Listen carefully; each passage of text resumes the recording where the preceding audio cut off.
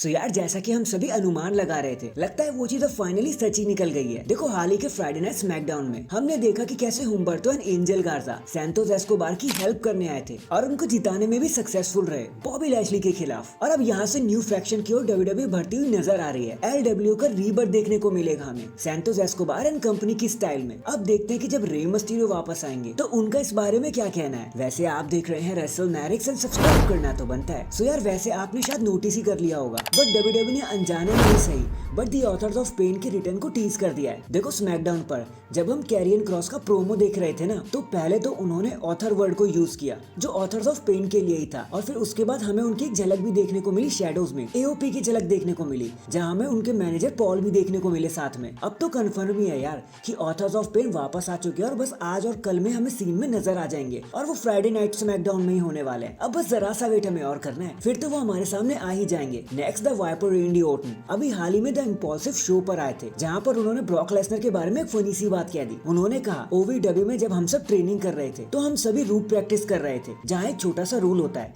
कि अगर आप रोप की तरफ भागते हुए जा रहे हो तो आपको अपना हाथ एंड शोल्डर ऊपर की तरफ रखना है ताकि आप पीछे की तरफ गिर ना जाओ। लेकिन ब्रॉक लेसनर शायद इस चीज को भूल गए। वो सीधा पीछे की तरफ आए, रिंग रोप्स की तरफ गए और उन्होंने हाथ ऊपर नहीं रखा और वो सीधा पीछे जाकर चेयर्स पर गिर गए, जहां वो एकदम से उठे, खुद को साफ किया, थोड़ा आहा किया और फिर दोबारा से ट्रेनिंग पर लग गए। अब ये ब्रॉक लेसनर थे जो ये सब झेल गए। कोई और होता तो अपना हाथ पैर पकड़ के महीनों तक बैठा रहता। लेकिन एक बार इमेजिन करो कि जब ब्रॉक लेसनर गिरे होंगे तो वो सिनेरियो कितना फनी रहा होगा। कमेंट करके आप बताना जरूर। सो हम अक्सर बात करते रहते हैं कि CM Punk is the biggest star nowadays and कैसे उन्हें डब्ल्यूडब्ल्यूई प्रायोरिटी दी जा रही है। लेकिन एक पर्सन और भी है जिसको टीकेओ होल्डिंग्स अपनी पहली पसंद बना चुका है एंड वो नाम है the American nightmare Cody Rhodes का। टीकेओ चाहती है कि भाई कोडी रोड्स यहाँ से कहीं ना जाए, कभी डब्ल्यूडब्ल्यूई को न छोड़े, इसलिए वो पहले से उनके पीछे पड़ी है कि वो मल्टी ईयर कॉन्ट्रैक्ट को साइन कर ले। वैसे अभी हाल ही में कोडी रोड्स को एक थैंक्स गिविंग पर एक ब्रांड न्यू बस मिली है उन्हीं के थीम की। तो वैसे तो इससे सबको लग रहा है और अनुमान लगाया जा रहा है कि शायद कोडी रोड्स पहले ही अपने कॉन्ट्रैक्ट को साइन कर चुके हैं, वरना उन्हें न्यू बस क्यों दी जाती। बट क्या पता डब्ल्यूडब्ल्यूई ने ऐसा इसलिए कर दिया हो ताकि वो वन वे और दी अनदर कोडी रोड्स को ना इम्पैक्टफुली अपने साथ बुक कर ले। देखो मुझे तो ऐसे ही लगता है, लेकिन हाँ चाहे चीजें कैसे भी हो,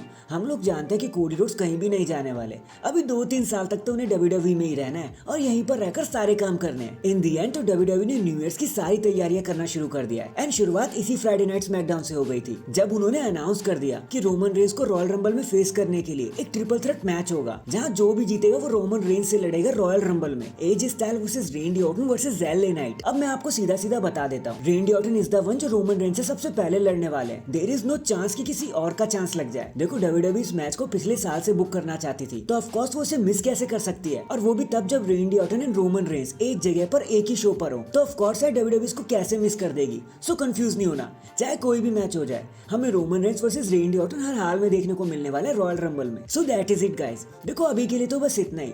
आपको क्या लगता है कौन लड़ना चाहिए रोमन रेंस के साथ, एलए नाइट, एज स्टाइल या रेंडी ऑर्टन? कमेंट करके जरूर बताना। एंड चैनल पर नया है तो चैनल को जल्दी से लाइक एंड सब्सक्राइब कर दो। बाकी मैं मिलता हूँ आपसे किसी और अपडेट के साथ। तब तक के लिए अपना ख्याल रखें और खुश रहें।